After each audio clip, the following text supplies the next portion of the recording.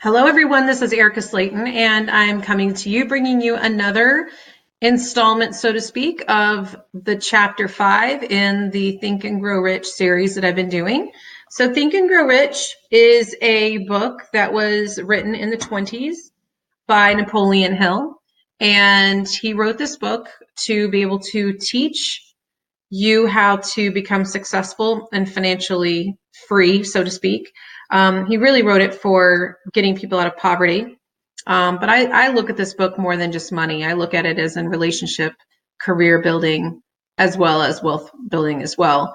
But we've come to this particular chapter 5, which is the fourth step of the pursuit of riches or whatever else it is that you're looking for. Knowledge. This is the next topic. I am going to go ahead and just make a quick little sidebar here and let you know that if you happen to hear my dog eating or drinking in the background, I've done like 8 outtakes of this video. So we're just going to go with it because I'm tired of redoing it over and over again for her to disturb me. So this particular section on knowledge, we've all heard the saying, knowledge is power. And I've used it so many times. I can't even tell you how many times I've used it in my different classes and teaching and mastermind groups and whatnot. But we are in a constant state of learning and trying to absorb more and more into our brains. Hopefully, I know that I certainly am on a myriad of topics, but knowledge is not power. Knowledge is potential power.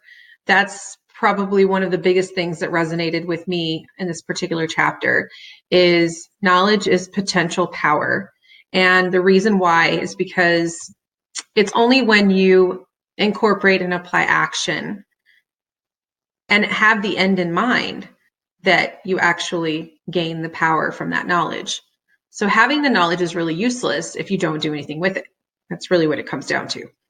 Knowledge itself doesn't just attract wealth or financial success or career success or relationship success or anything else for that matter, because it has to be well organized and directed in an intelligent way through a plan.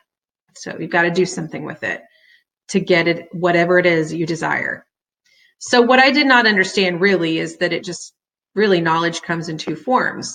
And through this book, I've learned, it's kind of obvious if you think about it, but never really read anything that just set it out like it did in this book.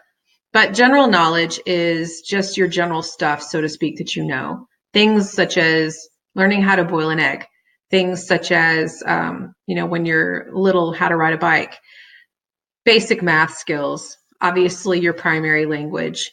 Those are just your basic general knowledge. On the other hand, you have something called specialized knowledge. That's way more in depth. That's something that is necessary for the law of attraction and Think and Grow Rich. Specialized knowledge is specific to a purpose, your business, your career, your relationships, whatever it is, like I said, that you desire. This knowledge can never stop being learned and attained in order to become and remain successful. Just in my lending career, for example, specialized knowledge has made a constant evolution through a lot of different changing rules and regulations. Procedures have changed, processes have changed, technology, you name it, it's changed. There's a great book for that, by the way, if you want to read on it. It's called Who Moved My Cheese? It's a great book about change and adapting to it. But the other thing is, obviously, is you have ways of modifying and getting new specialized knowledge, and it's just by making mistakes.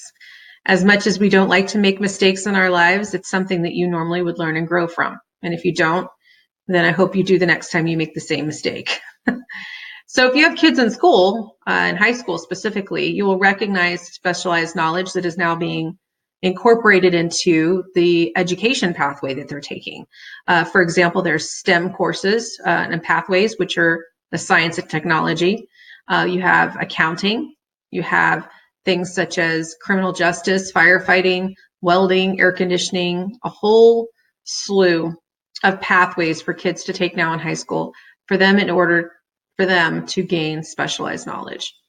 So what sort of specialized knowledge is it that you require in order to achieve your desires?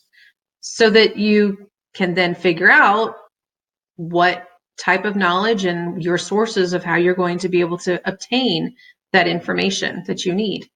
So specialized knowledge can be gained in a numerous amount of different ways. So the first one, of course, is experience. Good old-fashioned hard work. Experience gives you on-the-job training and specialized knowledge. That's one thing about the mortgage business. There's nothing really specialized about getting into the mortgage business other than a test to become a loan officer. And if you are good at taking tests, you'll pass it. But you've got to gain specialized knowledge in order to really be good at what you do. The second thing is a mastermind group. Andrew Carnegie had a mastermind group.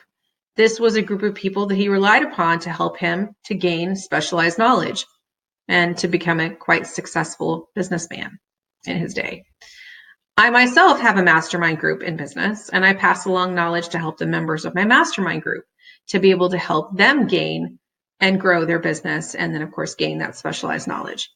Throughout my career, for example, I've taught classes to real estate agents in an attempt to help them grow their business and for them to be able to gain other knowledge, for them to be able to do things with it, with their clients or whatnot. And of course, this has helped me in return because when you teach, you have to know. So that's been one of those kind of benefits to me, I guess, if you would say that. Then, of course, you have universities and specialized courses. You have libraries and books, magazines, business journals, things like that, even videos, such as YouTube videos like this one, where someone has done the research for you and they're passing it along to you. A quick suggestion, by the way, on reading is to read, just spend about 15 to 30 minutes a day reading or listening to books, audibles or whatnot. You can do this to help gain specialized knowledge easily over time. Successful people never stop gaining specialized knowledge related to their purpose or passion or desires.